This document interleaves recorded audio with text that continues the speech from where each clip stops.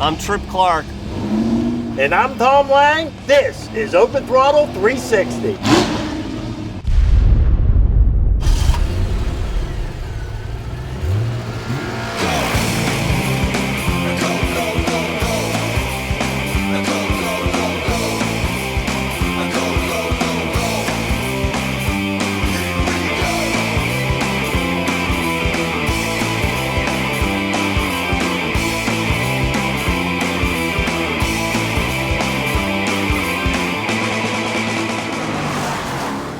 Open Throttle 360 presented by Millerstown Pick-A-Part. Used parts for less. Great parts, great selection. For more information, visit pickapartyard.com. Welcome to another episode of Open Throttle 360. And Tom, who would have guessed? We're always looking for great places to shoot segments for the show. Who would have guessed right in our own backyard in the heart of beautiful Aspinwall, I'd get a chance to sit in my dream car. There's several dream cars within feet of each other right here. Know, seriously. And believe me, they're at the top of just about any car enthusiast list of wish cars. And we are sitting in a Shelby Cobra. Shelby Cobra. Yes. Thanks to Fran Crest, a local motorsports and auto enthusiast, who gave us a chance to come out and take a look at his beautiful collection of cars, and we'll get a chance to chat with him a little bit later on. And Tom, I'm guessing you don't see too many of these in the local dirt tracks in the area. No, you don't even see them in the parking lot at the dirt track. No, I'm guessing not. But we did get a chance to go out to the local track and talk with Matt Miley. Let's go to that right now.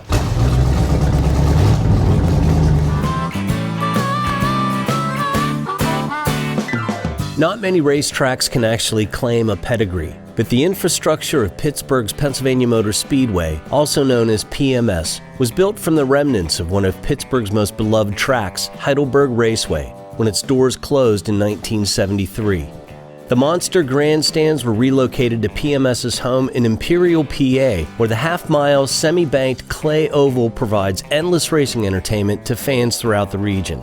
For almost 3 decades, track ownership and operation has been in the capable hands of the Miley family and Miley Motorsports. Open Throttle 360 recently had an opportunity to speak with Matt Miley, track owner and operator, about the facility.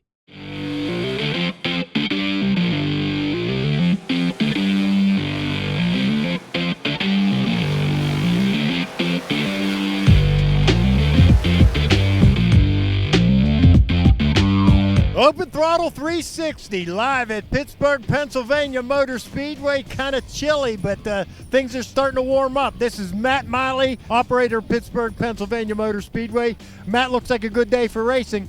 Well, we wanted to give afternoons a try in April. It's a little cool right now. We have a few hours. We're supposed to get up to about 55 degrees, and that's sort of always been our rule of thumb. If we can get to 50, we'll go racing. So we're going to try this afternoon show, and hopefully it works out for us. I know if we had to race tonight, we probably would have had to cancel because it's going to go down into the 30s. Yeah, going to be cold tonight. How long's the Miley family been operating this facility? Interesting question. It's our silver anniversary season. It's our 25th season. So we have some great things in store this year. We'll be running just about everything on 4 wheels. Of course, stock cars weekly. We have wing sprints coming in, wingless sprints, midgets, monster trucks, vintage modifieds, E-mods, just about everything this year. But the only thing you're not going to have is drag racing. We might do a little bit of that too. We actually drag raced some 4-wheel drive cars and semis down the front straightaway last year. We don't have that on our schedule yet, but I think that's going to happen too. The Miley family has also been involved in owning and driving race cars. Tell us a little bit about that. Well, Ben's in his 44th year, sort of winding down.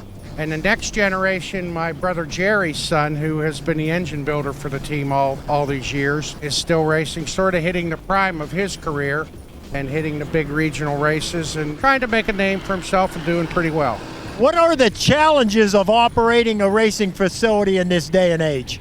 Well, just like any business, we've had to fight through these lean years in the economy, and it's sort of just like don't do anything too radical. We run it a little conservative. This is a side venture for all of us. We all had real jobs in the past. A few of us about to retire now, but just sort of stay the course, apply your regular, common, normal business principles to the situation, and looks like we're coming out on the other side of this thing now, which is really good news. I'd like to thank you for taking the time to talk to us. Hope it warms up today, and I'm looking for another great season here at Pittsburgh, Pennsylvania Motor Speedway. Well, so are we, and the cars should be bad fast because they like this cool weather today.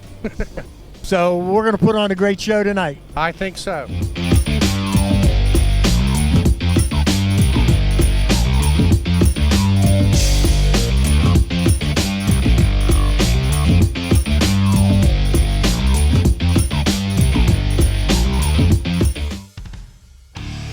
We had a chance to talk to Matt Miley at PMS about how you operate a racing facility. Then we had a chance to talk to his brother Ben about how you prepare the surface for some good dirt racing.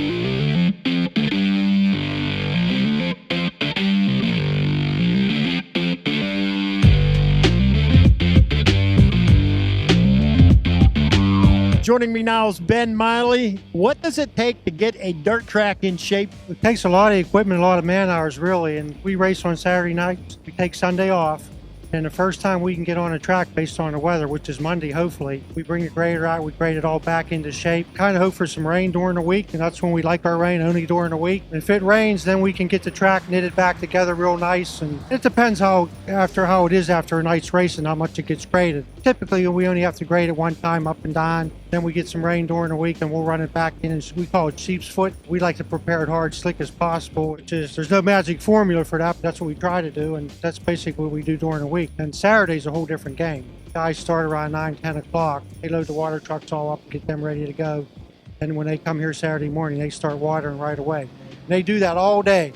And we put down 50, 60, 70,000 gallons of water. It just depends how hot it is, and that's the variable. Then usually around 2 o'clock, they start running the track in like they're doing now. And usually by 5:30, 6 o'clock, it's ready to go for what we call warm-up laps or fast laps. Run it back in again, then we're ready to go at 7 o'clock. Now, I would expect that your regular racers want you to prepare the track in the same way every week so they know what to expect. Is there a great challenge in making the track consistent from week to week? Well, I think it's a combination of what they want and what we want too. Ultimately, we both want the same thing. If people dirt race know that's pretty hard to do, which is what makes dirt racing difficult too. And that even happens during the night. Once they start racing, the track changes. The dirt racers are used to watching the track, especially if you race here a lot. You'll watch the other cars out there at the time and you'll see the track slowing down and you adjust your car accordingly. You've driven dirt race cars for a long time yourself. Does that aid you in any way in knowing how to prepare a track? Well, somewhat. I mean, that's a different skill in itself, really. Being a race car driver doesn't prepare you to know how to do a racetrack. The answer to that's absolutely not. Because I've been around this a long time. Before we got this place, I had no idea how to prepare a track. And even for a long time, I really didn't get much involved in it. We let the guys do it and just got to the point where I thought I should know a little more about it. And I've learned from being involved in how difficult it is. It's tough. The cars are getting ready to go out there on the racetrack, and I guess that'll be the proof of the pudding in the job you did preparing the track. You're exactly right, Tom. All week long prep, and today's prep that's our end products once the races start. We hope it's suitable for everybody involved, the fans, the racers, and the track.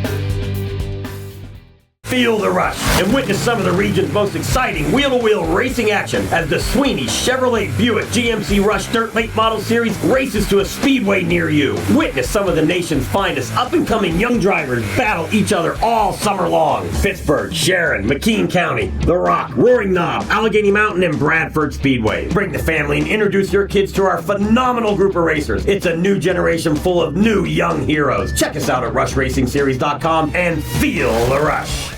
If you're looking for parts for your car, truck, or van, you gotta come to Millerstown Pick a Part.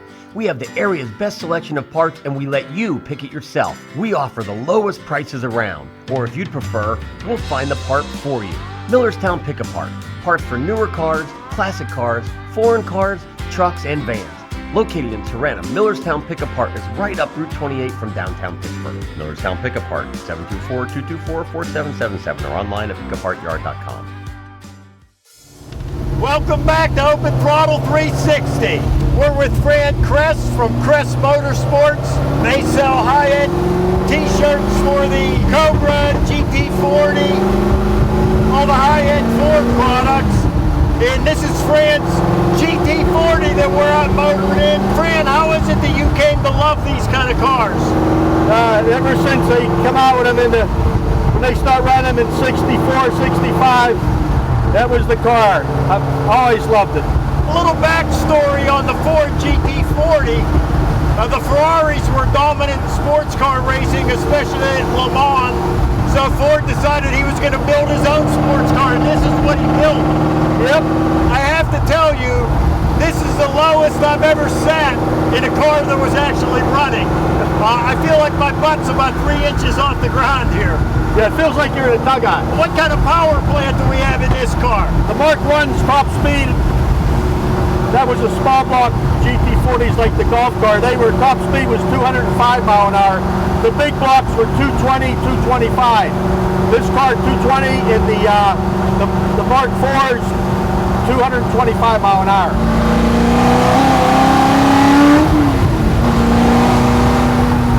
Ladies and gentlemen, as I like to say, if that don't get you doing a huckly buck, you just don't dare. You use this to run to the grocery store and stuff? Sometimes. You must not have a passenger, because I didn't see any place to be putting the groceries in this puppy. Some of the Mark 1, they actually had a luggage compartment, and they said if you put polyester suits, polyester 50/50s, if you put that in when you went to get it out, it was melted. Just like the engineers at Ford had to figure out how to make this car beat the Ferraris, there's some local people at Carnegie Mellon University. They have a race team, and some young men and women are engineering the next generation of race car. We had a chance to talk with those people. Let's take a look at what they had to say.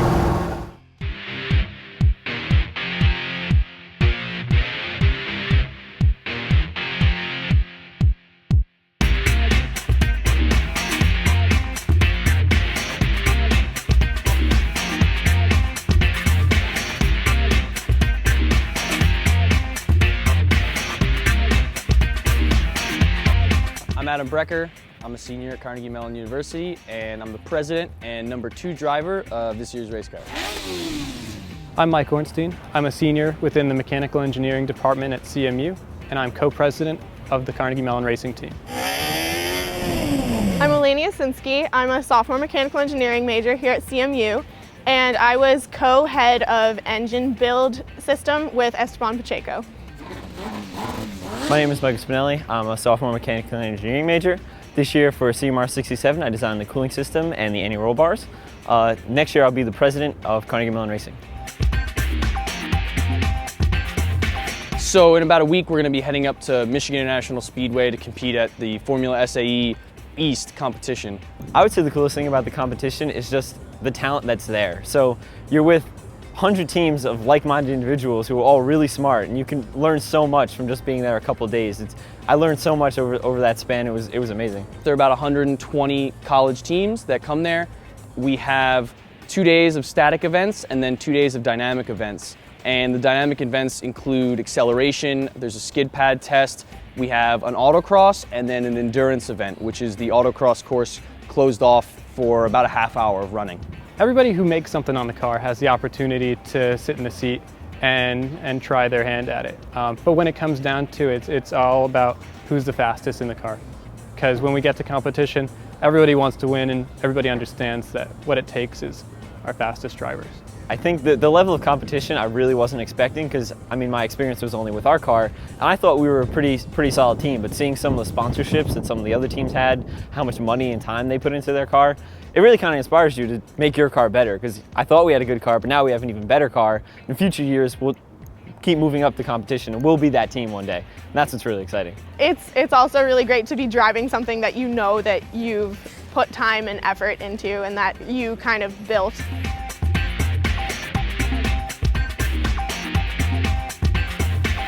We have some portion, it's about half of mechanical engineering students, but there are a large representative of other majors on campus. We have electrical engineers, we have design majors, we also have some material science and computer science majors. There's a pretty big makeup from the school. We've also had business majors in the team, there's one now, and there's a business presentation and competition as well. The calculations that I did to kind of try and figure out what the energy savings would be when we pulled out first, fifth, and sixth gears from the transmission, that was very helpful because, you know, just in physics class you learn about rotational inertia and then how energy savings are related to that. My interests are kind of diverting more towards the aerospace side of things. So this project has a lot of the aspects of aerospace engineering as a whole, very concerned with lightweight, optimized structures and mechanisms. I'm expecting to do significantly better in the dynamic events this year. This car is definitely a lot faster than last year's car. It feels really solid and the power is there. So I think we're gonna do pretty well. I'm saying top 25. I hope we're gonna kill it.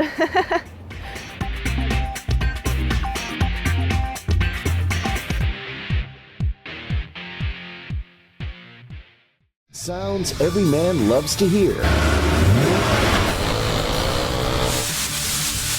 Ooh, nice hair. Text Super PGH to 667-788 for special offers from Supercuts. Feel the rush and witness some of the region's most exciting wheel-to-wheel racing action as the Sweeney Chevrolet Buick GMC Rush Dirt Late Model Series races to a speedway near you. Witness some of the nation's finest up-and-coming young drivers battle each other all summer long. Pittsburgh, Sharon, McKean County, The Rock, Roaring Knob, Allegheny Mountain, and Bradford Speedway. Bring the family and introduce your kids to our phenomenal group of racers. It's a new generation full of new young heroes. Check us out at rushracingseries.com and feel the rush.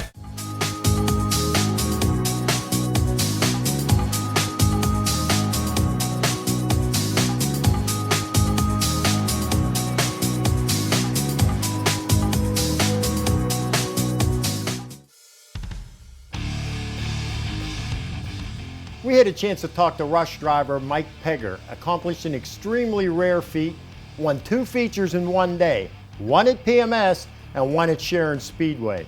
Let's hear what he had to say. With us now is Mike Pegger, drives the Rush Crate Late Model Series. Mike, you had a lot of success in other kinds of dirt racing before you got into late model. Tell us a little bit about that. I actually started racing go-karts in 2002. I won a championship my first year. My dad actually had a street stock. He quit racing and we still had the street stock, so I got that out and started racing it. Won pretty much every track around here except Tri-City. And then I got the opportunity to race with Lynn. Tell us how that opportunity came about. I used to park down in the back at Lernerville Speedway with Lynn in the pits. He knew that I was sort of getting ready to move up, and he was looking for a driver to sort of, one day fill in his shoes once he retired. And he wanted to put a crate car together, so that's where I came in. Well, Lynn's one of the winningest late model drivers ever in this area. It had to be a pretty good deal for you to get involved with a guy like him. Yeah, Lynn's awesome. I think this is my 6th year with Lynn. We've won multiple, I can't even remember all the feature wins we've won. Pretty much every track that we've went to in Western Pennsylvania, won the fast track Grand National title, came short on the tour title a couple times. I won a championship here at PMS the first year I raced with Lynn. I can't thank Lynn enough. Everything that he's did for me in the last 6 years, is just awesome. You've also gotten the seat of his super late model too, is that correct? Yeah, last couple years I've raced the Super at Lernerville. Actually, the first night out here at Pittsburgh 3 years ago, I won in a Super. Have you ever had the opportunity to race against Lynn? No, not yet. I think he's trying to hold off on that. This year at Pittsburgh, we're going to have both cars down here. Definitely at the end of the year for the big NDRL race, we're definitely going to be competing against each other, and then probably a few times before that also. What does the future hold for Mike Pegger? I would love to be like one of them other guys like Richards and Bloomquist and do all the traveling, but pocketbook don't allow that. We're having a good time doing what we're doing, racing 2-3 nights a week, local. Went to Florida in January, February, and do some traveling when we can. Well, there are so many racetracks and races in this area, you don't really have to travel very far to get a good race. No, there's just, like you said, we were actually, if Sharon didn't cancel and the car was in one piece, we were going to hurry up and pack up tonight and hurry up and get to Sharon and try to double dip. Well, there's a race coming up at Lernerville tomorrow. Are you heading up there? Yeah, we'll be at Lernerville tomorrow. I believe we start 12th or 14th in the feature, but hopefully we can make that happen. How difficult is that to race at one track Saturday and then turn the car around, get it ready for Sunday? The first few times we've did it, it was tough, but now we got a pretty good routine done. As long as we don't tear nothing up the night before, it's really not a whole lot of work. Well, good luck today and good luck this season. Thanks for taking the time to talk to us. Thank you very much. Still trying to figure out why the steering wheel's there and not over here, but I'll let you know when I do. One of the things that Open Throttle 360 likes to do is get out and see some of the really nice cars in our area. We found a really nice one in McKees Rocks, a 1959 Chevy Apache.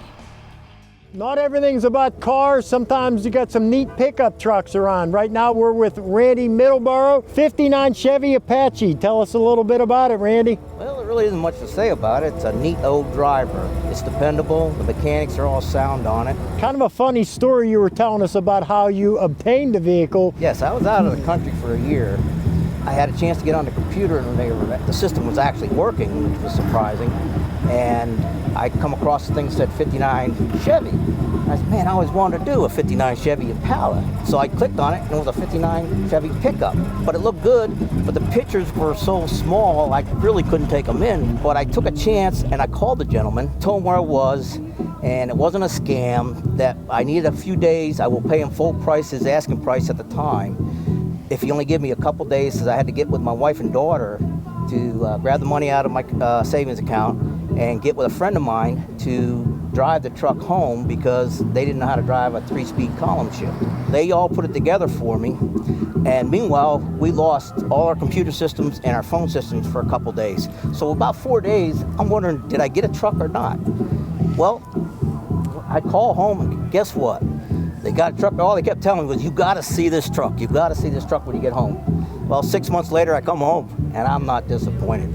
That's the first time I ever bought anything sight unseen and took a chance, and I couldn't be happier. Well, the way things are nowadays, I'm sure if someone called you and said they were out of the country and you needed a couple days, you might think it's a scam. Now, one thing I noticed about this 59, there's almost no wiring. Nowadays, there's more wiring just for the brakes than this entire truck has. Oh, correct. Real simple. Yeah, well, they got the simple owner with a simple truck, so it kind of worked out. So this is a straight 6, 3 on the tree? Yeah, it's a 235, straight 6, 3-speed column. And no creature comforts, no power windows. Well, back in the day, they didn't do that. Strong steering, so. Well, back in the day, they didn't. Trucks were for trucks. 59 Chevy Apache, really neat kind of truck. I've had a few pickups over the years, and I buy them just to enjoy them, and then when I get bored with them, I sell them. And they don't make much money on them, but you know what? It's the fun of having it and driving it and enjoying it. All right, how long are you going to have this one? Lord knows.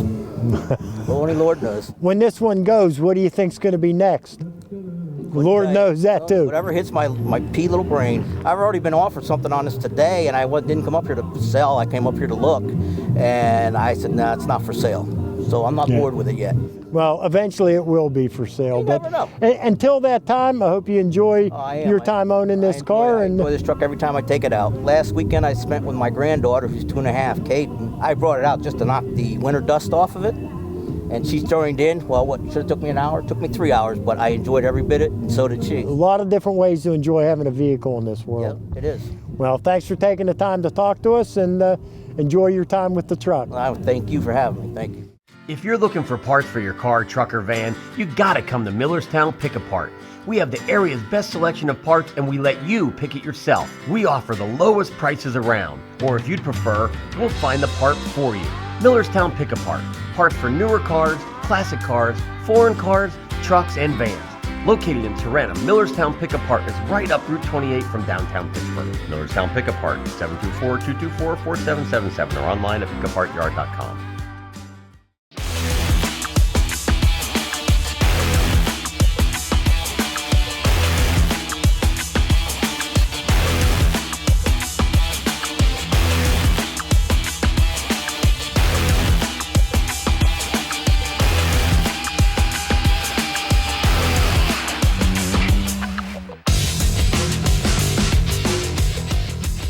Best tires, parts, and service.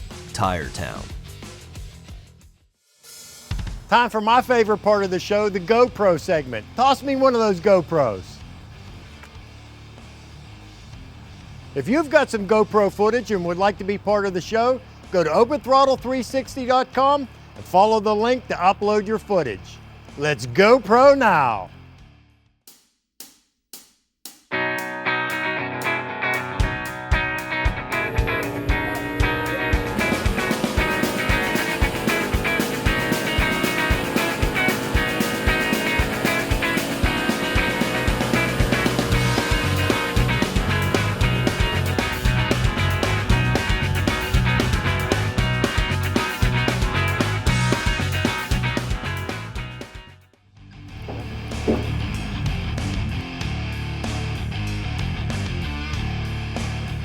All right, well, Tom, I have no idea what we're looking at, but it looks like a spider web of speed to me.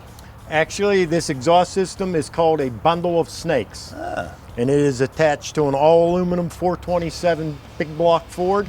Puts out probably about 600 horsepower, and it'll take you for the ride of your life. Yeah, this looks like a sixth grade science experiment. More like college level. Yeah, I bet, at least.